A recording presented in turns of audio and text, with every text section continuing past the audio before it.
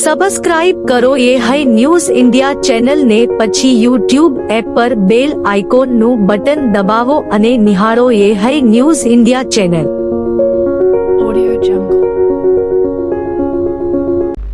બનાસકાંઠા જિલ્લાના પાલનપુર શહેરના ward number 4માં સામાન્ય વરસાદ પડતા જ ઘરમાં ઘૂંટણસમાં પાણી ભરાઈ જતા રહીશો ત્રાહિમામ થઈ ગયા છે. ઘરોમાં પાણી ઘૂસી જતા ખોરાક, ઘરવખરી અને ઘરનો સામાન પાણીમાં તરબોળ થયો હતો. જ્યાં એક બાજુ ભાજપ શાસિત પાલનપુર નગરપાલિકા વિકાસના દાવા કરી રહી છે, ત્યાં બીજી બાજુ છેલ્લા 25 વર્ષથી વોર્ડ નંબર 4માં વરસાદી પાણીના નિકાલની સમસ્યા યથાવત છે. સ્થાનિક રહીશોનું કહેવું છે કે રાજ્ય સરકાર દર વર્ષે પ્રી મોન્સૂન કામગીરી માટે લાખો રૂપિયાની ગ્રાન્ટ ફાળવે છે, પરંતુ આ ગ્રાન્ટ માત્ર કાગળ ઉપર જ કામ પૂર્ણ દેખાડવામાં આવે છે અને જમીન પર કોઈ સત્તાવાર કામગીરી હાથ ધરાતી નથી. મફતપુરા અને જનતાનગર વિસ્તારમાં સામાન્ય વરસાદમાં જ પાણી ઘરમાં ઘૂસી જવું સ્થાનિક તંત્રની બેદરકારીને ભ્રષ્ટાચારની તકલીફજનક સચોટતાને રજૂ કરે છે. રહીશોનું કહેવું છે કે અમે નિયમિત વેરો ચૂકવીએ છીએ, પરંતુ નગરપાલિકા આપણને પાણી નિકાલ જેવી મૂળભૂત સુવિધા પણ આપી શકતી નથી. સ્થાનિક લોકોમાં આ બાબતે ભારે રોષ છે. રહીશો કહે છે કે સૌનો સાથ, સૌનો વિકાસ ભાજપના નારામાં સીમિત છે. ખરેખર વિકાસ તો માત્ર નેતાઓ અને અધિકારીઓના ખિસ્સામાં થયો છે. જનતા એ માટે આજે પણ રાહ જોઈ રહી છે. હવામાન વિભાગે આગાહી કરી છે કે આગામી દિવસોમાં વધુ વરસાદ પડી શકે છે. લોકો ચિંતામાં મુકાઈ ગયા છે. જો સામાન્ય વરસાદે આવી હાલત મૂકી દીધા હોય તો ધોધમાર વરસાદમાં પૂર્ણ વોર્ડ પાણીમાં ગરકાવ થઈ જશે. સ્થાનિક રહેવાસીઓએ પાલનપુર નગરપાલિકા તેમજ રાજ્ય સરકારને રજૂઆત કરી છે કે તાત્કાલિક કાયદેસરની કામગીરી કરીને વરસાદી પાણીનો નિકાલ સઘન વ્યવસ્થા કરવામાં આવે, નહીં તો પ્રચંડ રોષ સાથે જનતાને રાત્રે દિવસ સલામત રહેવું પણ મુશ્કેલ બનશે. બાજુના ઘરમાં આવીને અમે બેઠા, અમારું પાણી ખૂબ ભરાઈ ગયું હોય, બધો સામાનમાં ઊંધો થઈ ગયો છે. અમારું પાસે કોઈ નહીં પહેરવા લુગડું દેખાતું નહીં, મને દેખાતું નહીં છે. પાલનપુરનો જનતાનગર વિસ્તાર વોર્ડ નંબર 4માં આવે. સામાન્ય વરસાદ થતાં અહીંયા જનજીવન અસ્તવ્યસ્ત થઈ જાય છે. આજે આખી રાતથી વરસાદ ધીમી ધારે ચાલુ હતો. સવારે 4 વાગ્યા પછી બેસુમાર વરસાદ પડતા જનતાનગરના અંદર 150થી 125 મકાન પાણીમાં ગરકાવ થઈ ગયા છે. લોકોની ઘર વખરી બગડી ગઈ છે. લોકોનો ઇલેક્ટ્રોનિક સામાન બગડી ગયો છે. લોકોએ પોતાના સવારથી ઘર છોડી અને બાજુમાં એમના સગા સંબંધી અથવા કોઈ બાજુમાં કોઈ ઊંચું ઘર હોય ત્યાં આશરો લઈ લીધો છે. આ સમસ્યા છેલ્લા 20 વર્ષથી પાલનપુર શહેરની અંદર જનતાનગર વિસ્તારમાં છે. અહીંયા ચૂંટાયેલા પ્રતિનિધિઓ હોય, નગરપાલિકા હોય કે કલેક્ટરશ્રી હોય, વારંવાર રજૂઆતો કરવા છતાં આજ દિન સુધી આ પાણીનો કોઈ નિકાલ નથી.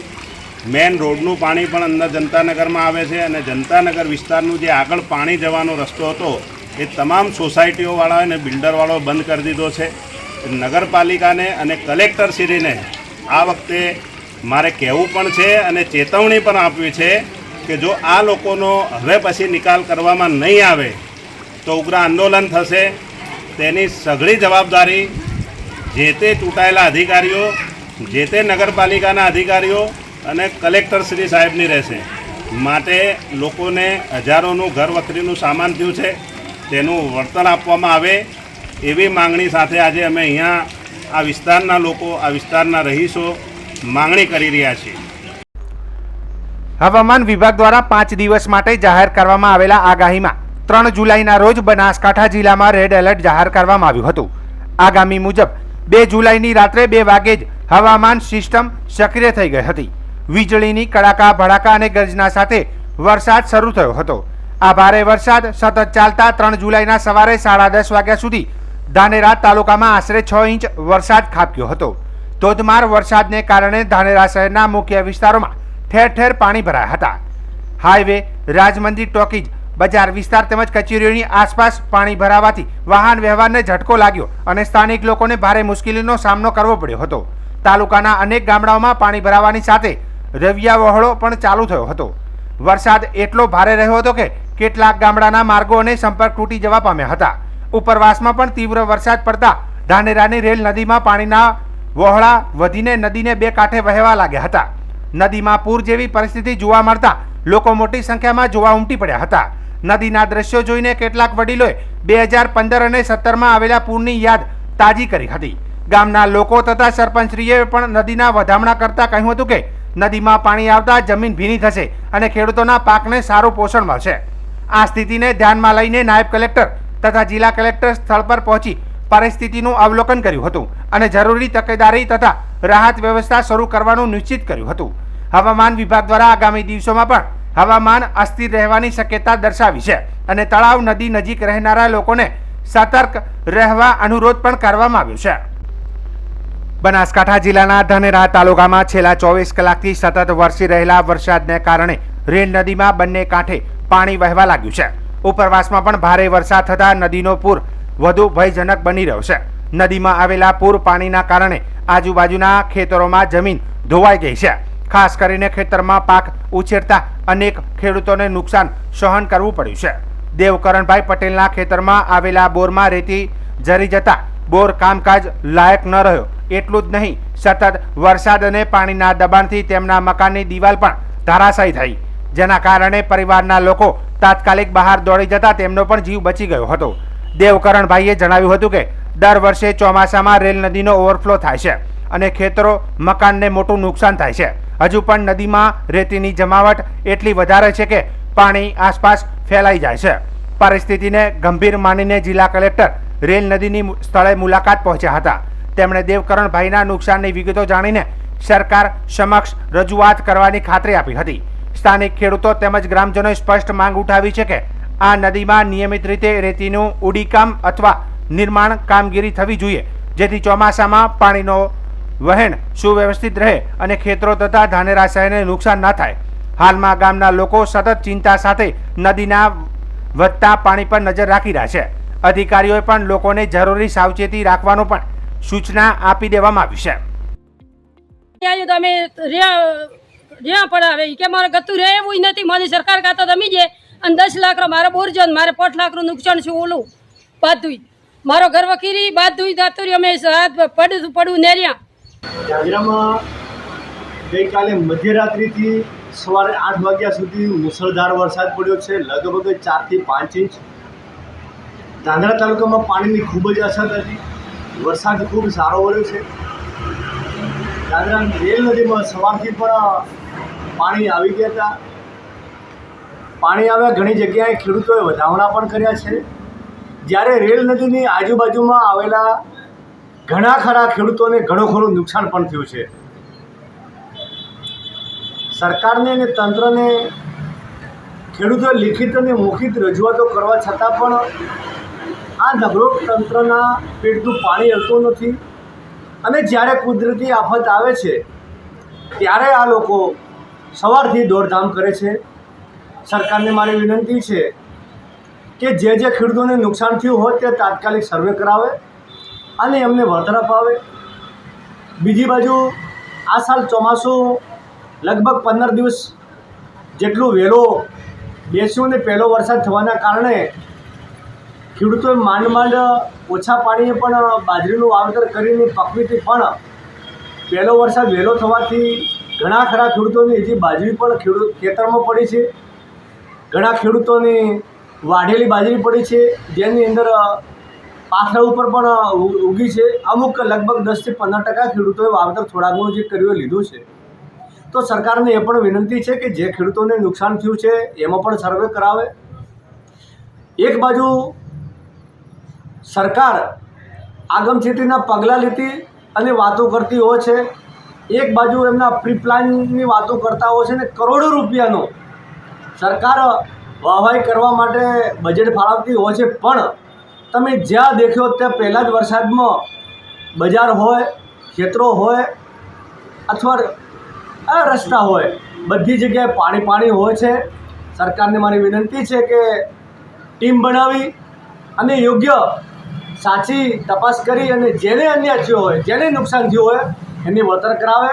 હું મારા ધાંગધ્રાની વાત કરું તો આ ખેડૂતોએ એસડીએમ સાહેબને 1 મહિના પહેલાં લિખિત રજૂઆત કરી હતી. એમાં હું પણ એક ખેડૂત તરીકે સાથે ગયો હતો અને સાહેબને અમે આજીજી કરી હતી કે સાહેબ 3 વખત આ ખેડૂતોને આટલું બધું ભયંકર નુકસાન થયું છે કે એની કોઈ સીમા નથી અને હવે આ ખેડૂત ખમી શકે તેવી પરિસ્થિતિમાં નથી. અને ના છૂટકે આજે સવારે વહેલી સવારથી રેલ નદીમાં પાણી આવવાથી આ ખેડૂતોનો બોર પાણીમાં ગરકાવ થઈ ગયો છે. એનું રેસિડેન્ટ અને એક દિવાલ ધરાશાયી થઈ ગઈ છે. આવા ખેડૂતોની જો ઘટના બની હોય તો આવા ખેડૂતોને ઉપર આકાશ અને નીચે ધરતી સિવાય બીજો કોઈ રસ્તો નથી. આજે સમાચાર મળ્યા કે કલેક્ટર સાહેબ પણ ધાંગરા આવીને વિઝિટ લીધી છે. તો કલેક્ટર સાહેબને પણ વિનંતી છે કે આ રેલ નદીની અંદર વરસાદ ગયા પછી ખેડૂત હોય કે કોઈ પણ હોય એમને રેતી લેવાની છૂટ આપો, જેથી કરીને રેલ નદી થોડી ઊંડી પડે અને એનું પાણી બહાર ન જાય તો નુકસાન ન કરે. પરંતુ માત્ર ને માત્ર ખનીજ ચોરીના નામે બિયાવી અને અંદરથી કોઈ રેતી લેવા દેવા દેતા નથી અને જેનો ભોગ આજુબાજુના ખેડૂતો અને ધાંગરાની જનતા બને છે. ફરીથી સરકારને મારી વિનંતી છે કે જે ખેડૂતોને અથવા વેપારીઓને નુકસાન થયું છે એમને યોગ્ય ટીમ બનાવી અને સાચી તપાસ કરાવીને જે મળવાપાત્ર સહાય થતી હોય તે સહાય કરાવે. બનાસકાંઠા જિલ્લાના થરા ખાતે વિધાનસભાના અધ્યક્ષ શંકરભાઈ ચૌધરી, પાટણના સાંસદ ભરતસિંહ ડાભી, પૂર્વ કેન્દ્રીય કેબિનેટ મંત્રી પુરુષોત્તમ રૂપાલા, લીંબડીના ધારાસભ્ય કિરીટસિંહ રાણા સહિત પૂર્વ સાંસદો અને ધારાસભ્યની વિશેષ ઉપસ્થિતિમાં બનાસકાંઠા જિલ્લા ભાજપના પૂર્વ મહામંત્રી અને સેવાભાવી સ્વર્ગસ્થ અચરજભાઈ ઠક્કરને શ્રદ્ધાસુમન કાર્યક્રમ અને પુસ્તક વિમોચનનો કાર્યક્રમ યોજાયો હતો. આ પ્રસંગે ઉપસ્થિત વિધાનસભાના અધ્યક્ષ શંકરભાઈ ચૌધરી, પૂર્વ કેન્દ્રીય મંત્રી પુરુષોત્તમભાઈ રૂપાલાએ તેમના વક્તવ્યમાં તેમની સેવાઓ અને પાર્ટી પ્રત્યેની વફાદારીના વખાણ કર્યા હતા. આ પ્રસંગે યે ન્યૂઝ ઇન્ડિયા સાથેની વાતચીતમાં જિલ્લા ભાજપ પ્રમુખ કીર્તિસિંહ વાઘેલાએ જણાવ્યું હતું કે અચરતભાઈ ઠક્કર સેવા માટે સમર્પિત હતા અને પરોપકારી હતા. તેમનો પાર્ટી અને સમાજ માટેનો ફાળો હર હંમેશ સ્મૃતિમાં રહેશે. અચરલાલ ઠક્કરનું જે જીવન હતું, પરોપકારી જીવન, કે જેમને પોતાના કરતાં પરિવાર કરતાં આ વિસ્તારના લોકોની સેવા માટે, એમાં ખાસ કરીને જલારામ મંદિરનું નિર્માણ, ગૌશાળા માટેનું કામ, શૈક્ષણિક કામ, પૂરગ્રસ્ત સમય વિશે એમની લોકસેવા અને અનેક વાતોને વાગોળવાનું સૌ સન્માનીય આ વિસ્તારના સજ્જનો અને સન્યારીઓની વચ્ચે થયું. આ પ્રસંગે એમના સુપુત્ર નિરંજનભાઈ ઠક્કર ને હર્ષદભાઈ ઠક્કર અચરલાલની સેવાઓનો વારસાગત એમના જીવનમાં પણ છે અને આ વારસાને આગળ વધારી રહ્યા છે. એ વારસો આગળ વધારે એવી સહાનુભૂતિ સૌ આ વિસ્તારના લોકોની છે. બનાસકાંઠા સહિત સમગ્ર ગુજરાત રાજ્યમાં આંગણવાડી વર્કરોને BLO બૂથ લેવલ ઓફિસર તરીકેની વધારાની કામગીરી સોંપવામાં આવતા ભારે અસંતોષ ફાટી નીકળ્યો છે. તાલુકા અને જિલ્લા સ્તરે આંગણવાડી બહેનોએ આવેદન પાઠવી રહ્યા છે અને કામગીરી પાછી લેવાની માંગ કરી રહ્યા છે. વાવ તાલુકાની આંગણવાડી બહેનો દ્વારા સોઈ ગામના પ્રાંત અધિકારીને આવેદનપત્ર પાઠવવામાં આવ્યું છે. યે ન્યૂઝ ઇન્ડિયા સાથેની વાતચીતમાં તેમણે જણાવ્યું હતું કે એક તરફ સરકાર દ્વારા પોષણ આહારનું વિતરણ, મોબાઈલ એપ્લિકેશનમાં કામ દાખલ કરવાનું દબાણ, PHR વિતરણ જેવી અગત્યની ફરજો નક્કી કરવામાં આવી છે. આવા સંજોગોમાં બીજું કામ તે પણ BLO જેવી મહત્વની જવાબદારી ભજવવી અમારા માટે શક્ય નથી. આંગણવાડી બહેનોના જણાવ્યા અનુસાર રાજ્ય સરકારે પણ ICDSના કામ સિવાય બીજી ફરજો સોંપવાની મનાઈ કરતા પરિપત્રો પણ જાહેર કર્યા છે. છતાં સ્થાનિક અધિકારીઓ દબાણ કરી રહ્યા છે, જે કોઈ પણ રીતે યોગ્ય નથી. આ બહેનોનું વલણ છે કે તેઓને BLO તરીકે કામે લગાવવામાં આવે તો હાજર બાળકોના પોષણ, આરોગ્ય અને પૂર્વ પ્રાથમિક શિક્ષણ ઉપર ગંભીર અસર પડશે. આ કામગીરી બીજા કોઈ સરકારી કર્મચારીઓ કે લાખો શિક્ષિત બેરોજગાર યુવાનોને સોંપવામાં આવે તો તેમની રોજગારીની પણ સમસ્યા હલ થશે તેમ તેમણે ઉમેર્યું હતું. તેઓએ ચીમકી ઉચ્ચારી છે કે જો BLOની કામગીરી પાછી નહીં લેવામાં આવે તો આંગણવાડી વર્કરો રાજ્યવ્યાપી ઉગ્ર આંદોલન કરશે. અમે વાવ તાલુકાની આંગણવાડી કાર્યકર બહેનો આવેદનપત્ર આપવા માટે કચેરી આવ્યા છીએ, કારણ કે અમને વધારાની કામગીરીના રૂપે BLOની કામગીરી આપી છે અને અધિકારીઓ અવારનવાર અમારા ઉપર દબાણ પણ કરે છે અને તાલીમ પણ 4 તારીખે ગોઠવેલી છે કે તમારે ફરજિયાત તાલીમમાં હાજર રહેવું પડશે. તો અમે સર્વે કાર્યકર બહેનો જણાવીએ છીએ કે અમારે પોષણ ટેકરને લગતી કામગીરી અમારી પાસે છે જ, અને 0 થી 6 વર્ષના બાળકોને લગતી પૂર્વ પ્રાથમિક શિક્ષણ છે, પૂરક પોષણ છે, સગર્ભા ધાત્રીને THR છે જેવી અનેક કામગીરી અમારી પાસે છે.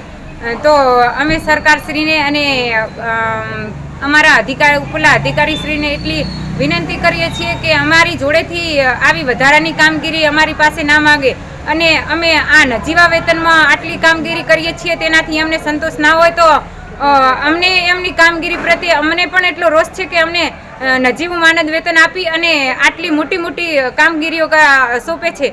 તો અમે જો આ કામગીરીથી અમે આજે આવેદનપત્ર આપ્યું છીએ પ્રાંત કચેરીમાં અને અમારી ભણસાલીની ઓફિસે એટલે કે ICDS કચેરીએ CDPO શ્રી મેડમને જો અમને આનાથી કોઈ સંતોષના ભાગરૂપે કંઈ પણ નહીં જાણવા મળે તો અમે ઉગ્ર આંદોલન પણ કરીશું અને જે થશે તે અમે આગળ કાર્યવાહી અમારી ચાલુ રાખશું અને કોઈ કાળે પણ અમે આવું કામ કરવા માટે કોઈ બંધાયેલા નથી અને આટલા ઓછા વેતનમાં અમારી જોડે અમારી એટલી જ અપેક્ષા છે કે અમારી જોડે આવું કામ ના કરાવે તો સારું છે.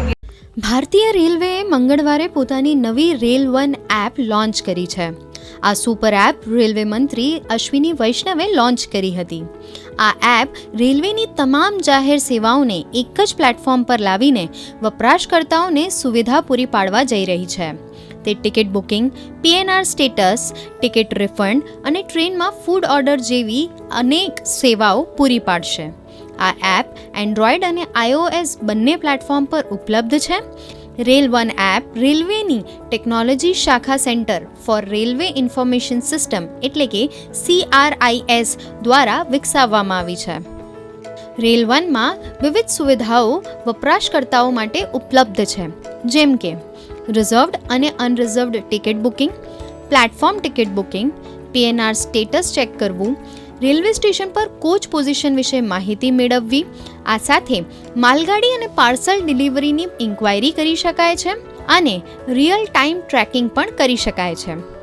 આ તમામ સુવિધાઓ મુસાફરોને તેમની સફરનું વધુ સારી રીતે આયોજન કરવામાં સક્ષમ બનાવશે. રેલ વન એપ દ્વારા મુસાફરો રેલ હેલ્પ ડેસ્ક સેવાનો પણ લાભ લઈ શકે છે.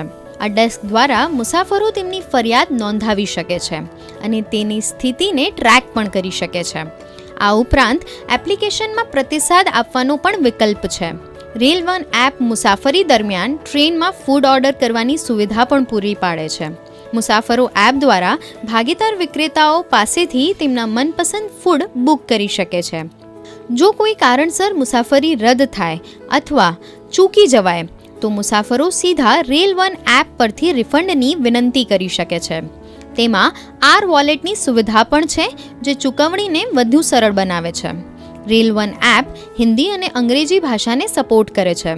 ઉપરાંત તેમાં સિંગલ સાઇન ઓન સિસ્ટમ છે, જેના દ્વારા વપરાશકર્તાઓ તેમના રેલ વન ઓળખપત્રોનો ઉપયોગ કરીને IRCTC રેલ કનેક્ટ અને UTS મોબાઈલ એપ જેવી અન્ય રેલવે એપમાં લોગિન કરી શકે છે.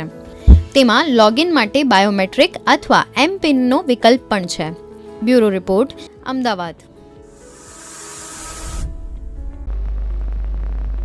વિધાનસભાના અધ્યક્ષ શંકરભાઈ ચૌધરીના હસ્તે આજે અંબાજી ખાતે સતત 5મા વર્ષે સીડબોલ ફોર ગ્રીન વોલ અભિયાનનો પ્રારંભ થયો છે. બનાસકાંઠા જિલ્લામાં અરવલ્લી ગ્રીન વોલ રચના હેતુસર ગબ્બર અંબાજી ખાતે બનાસ ડેરી, વન વિભાગ અને સ્વયંસેવકોના સહયોગથી આ અભિયાનનો પ્રારંભ થયો છે. સમગ્ર જુલાઈ મહિના દરમિયાન બનાસ ડેરી દ્વારા અરવલ્લીના પર્વતો પર 1 કરોડથી વધુ સીડબોલનું વાવેતર કરાશે. વિધાનસભાના અધ્યક્ષ શંકરભાઈ ચૌધરીને રાજ્ય અને પ્રદેશની સુખાકારી માટે જગતજનની માં અંબાના દર્શન કરીને પ્રાર્થના કરી હતી. અંબાજી ખાતે માં અવનીને વૃક્ષરૂપી લીલી ચૂંદડી ઓઢાડવાના હરિત યજ્ઞ અંતર્ગત ડ્રોન થકી તથા પર્વતોમાં ચાલી રહેલ સીડબોલનું વાવેતર કરાયું હતું. આ પ્રસંગે અધ્યક્ષ શંકરભાઈ ચૌધરીએ જણાવ્યું હતું કે અંબાજી સહિત જેસોર પર્વત પર સીડબોલનું શ્રેષ્ઠ પરિણામ મળ્યું છે. પર્વતોને હરિયાળા બનાવવાનો હેતુસર વર્ષોથી ચાલતા અભિયાન થકી આજે વૃક્ષોમાં વધારો થયો છે. તેમણે વડાપ્રધાન નરેન્દ્ર મોદીના અરવલ્લીની ગિરિમાળાઓને ગ્રીન વોલ બનાવવા માટેના ઐતિહાસિક નિર્ણય બદલ આભાર માન્યો હતો. આવનાર સમય તમામ લોકો માટે આશીર્વાદરૂપ બની રહેશે. આ પહાડોમાં વરસાદ રૂપે પડતું પાણી બનાસ, સરસ્વતી અને સાબરમતી નદીને જીવંત બનાવે છે. બનાસકાંઠાની હજારો પશુપાલક બહેનો દ્વારા સીડ બોલ બનાવ્યા છે, જેમાં અલગ અલગ વૃક્ષોનું બિયારણ બનાસ ડેરી દ્વારા પૂરું પડાયું છે. અધ્યક્ષ શંકરભાઈ ચૌધરીએ પ્રકૃતિના રક્ષણ માટે વધુમાં વધુ વૃક્ષારોપણ કરવા નાગરિકોને અપીલ કરી છે. વિશ્વ પર્યાવરણ દિવસ 2025 નિમિત્તે વડાપ્રધાન નરેન્દ્ર મોદીએ ગુજરાતને ભેટ આપતા અરવલ્લીની ગિરિમાળાઓને ગ્રીન વોલ બનાવવા માટે ઐતિહાસિક નિર્ણય કર્યો હતો. ત્યારે બનાસ ડેરી દ્વારા સતત 5 વર્ષથી અરવલ્લીની ગિરિમાળાઓને સીડબોલ મૂકીને તેને લીલીછમ બનાવવા માટેના પ્રયત્નો કરી રહી છે, જેના સકારાત્મક પરિણામો મળ્યા છે. અંબાજી ખાતે આયોજિત કાર્યક્રમમાં જિલ્લામાંથી બહોળી સંખ્યામાં નાગરિકો ઉપસ્થિત રહ્યા હતા, જે નાગરિકોએ ગબ્બરના પાછળના પર્વતીય ભાગમાં સીડબોલનું વાવેતર કર્યું હતું. છેલ્લા 10 વર્ષથી બનાસ ડેરી દ્વારા બનાસવાસીઓએ સીડબોલ અભિયાનને હાથ ઉપર લીધું. છેલ્લા 8-10 વર્ષનું આ પરિણામ એ દેખાઈ રહ્યું છે. અરવલ્લીની ગીરમાળાઓની અંદર હરિયાળી, ખાસ કરીને જેસોર પર્વત આપણે જોશો તો ધ્યાન ઉપર આવશે કે એક શરૂઆતના વર્ષે જ્યારે ત્યાં કામ કર્યું હતું તે ત્યાં તો બિલકુલ હરિયાળી દેખાય છે. 3 વર્ષ પહેલાં અહીંયા અંબાજી ગબ્બરની આજુબાજુ જે કામ કર્યું હતું તો ત્યાં પણ બહુ મોટા પ્રમાણમાં વૃક્ષોનું ઉછેર થઈ રહ્યો છે.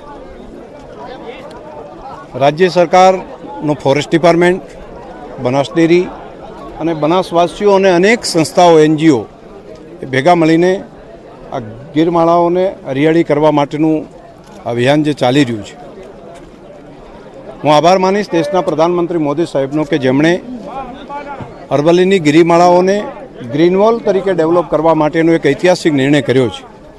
આવનારો સમય અરવલ્લીની ગિરમાળાને અડીને આવેલા બધા પ્રદેશો માટે એક આશીર્વાદરૂપ સાબિત થશે. દાંતાના ડુંગરાઓમાં અહીંયા ઝાડ વાવીએ છીએ તો બનાસકાંઠા, પાટણ સહિતના પ્રદેશને તો ફાયદો થાય છે, પરંતુ આનાથી પણ આગળ વધીને છેક અમદાવાદ સુધી આનો ફાયદો થાય છે. કેમ કે આ ડુંગરાઓમાંથી સાબરમતી નદીમાં પાણી અહીંથી પહોંચે છે. એટલે દરેકનું કલ્યાણ થાય, દરેકનું ભલું થાય એ માટે અહીંના લાખો લોકો જોડાઈ રહ્યા છે. આજથી આની શરૂઆત કરીએ છીએ. આવનારા સમયમાં સતત 15 દિવસ સુધી અલગ અલગ સંસ્થાઓ, અલગ અલગ તાલુકાઓ અહીંયા આવી અલગ અલગ ડુંગરો ઉપર ફોરેસ્ટ ડિપાર્ટમેન્ટની સાથે રહીને બનાસ ડેરી દ્વારા એના સીડ બોલ વાવેતર માટેનું કામ કરીશું. 1 કરોડ કરતાં વધારે સીડ બોલ બનાવવાનું કામ અમારી માતાઓ બહેનોએ કર્યું છે. જિલ્લાની અંદર બિયારણ જે અલગ અલગ ઝાડના આપવાનું કામ બનાસ ડેરી દ્વારા કર્યું, પરંતુ ગ્રામીણ કક્ષાએથી બહેનોએ સાથે બેસીને હજારોની સંખ્યામાં બહેનો સાથે બેઠી અને એમણે સીડબોલ બનાવવાનું કામ કર્યું છે. મુખ્યમંત્રી ભૂપેન્દ્ર પટેલે સચિવાલય કેમ્પસમાં eco friendly reusable glass water bottling ફેસિલિટીનો પ્રારંભ કરાવ્યો હતો. સચિવાલય અને વિધાનસભા કેમ્પસમાં હવે આ ફેસિલિટી અંતર્ગત પ્લાસ્ટિક બોટલને બદલે કાચની બોટલમાં સખી નીરના બ્રાન્ડ નેમથી પીવાનું પાણી આપવામાં આવશે. પ્રધાનમંત્રી નરેન્દ્ર મોદીએ પ્લાસ્ટિકના ઉપયોગને ન્યૂનતમ કરવાના આપેલા વિઝનને સાકાર કરતા સચિવાલય કેમ્પસમાં સખી નીરનો આ પ્લાન્ટમાં નર્મદા એકતા મહિલા મંડળ દ્વારા સંચાલિત થયો છે. મુખ્યમંત્રી ભૂપેન્દ્ર પટેલે વન, પર્યાવરણ અને ક્લાઇમેટ ચેન્જ મંત્રી મુળુ બેરા, રાજ્ય મંત્રી મુકેશ પટેલ અને ભીખુસિંહ પરમારની ઉપસ્થિતિમાં આ પ્લાન્ટનો નવા સચિવાલય બ્લોક નંબર 13ના ગ્રાઉન્ડ ફ્લોર ખાતે પ્રારંભ કરાવ્યો હતો. સચિવાલય કેમ્પસની અંદર રોજની લગભગ 7 થી 8 જેટલી પાણીની બોટલ વપરાતી હતી.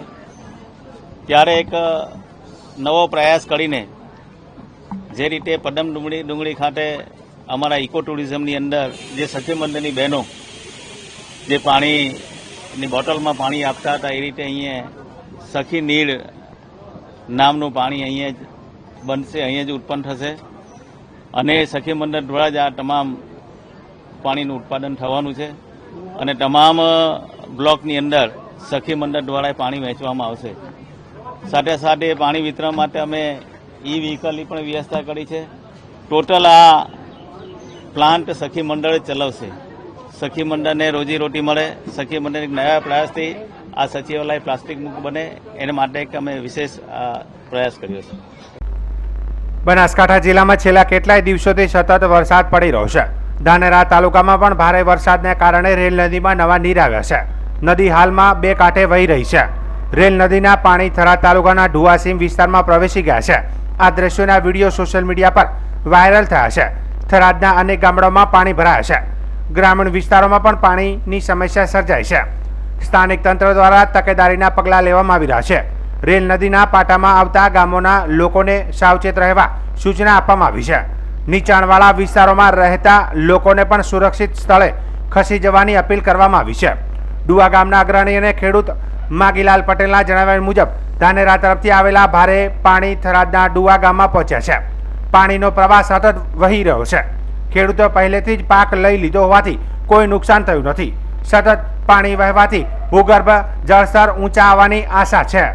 નદી વહે છે એનું નામ રેલ નદી છે. ધાનેરાથી અહીંયા સુધી વહે છે અને અહીંયાથી ખરા થઈ, રાહ થઈ, લખાપુરા થઈ, કમાળી થઈ, ભૂરિયા થઈ, દૂધવા થઈ અને ઢીમા સુધી પહોંચે છે. સવારમાં 7 વાગે ધાનેરા ક્રોસ કરી દીધું હતું. અત્યારે આ હું ઊભો છું તે અરંટવા ગામ છે. અહીંયા આ નદી આવ્યાને 1 કલાક જેવો સમય થયો છે. હજી પણ ધાનેરા સુધી એવું ને એવું પાણી આવે છે. માટે આગામી 8 થી 10 કલાક કે 12 કલાક સુધી આવી રીતે નદી વહેશે એવી શક્યતાઓ છે. જે વચ્ચે ગામડા આવે છે ખેડૂતોને અને પશુપાલકોને નમ્ર વિનંતી કે નીચાણવાળા ભાગમાં તમારું કંઈ જાનમાલનું કંઈ નુકસાન થાય એવું હોય તો એને ઉપર ખસેડી લેવા માટે વિનંતી છે. વચ્ચે આવતા લોકોને પણ વિનંતી કરું છું કે પાણીનો આવરો વધારે છે, માટે નીચાણવાળા ભાગમાં કોઈએ જવું નહીં. કાંઠે ઊભા રહીને દેખી શકે છે. નદી અંદર ઉતરીને જશે તો એમાં નુકસાન થવાનો પૂરેપૂરો ભય છે. આ પાણી આવવાથી ખેડૂતોને હાલના તબક્કે કોઈ નુકસાન નથી, કારણ કે ઉનાળુ પાક લઈ લીધો છે, ચોમાસું પાક હજી વાવ્યો નથી.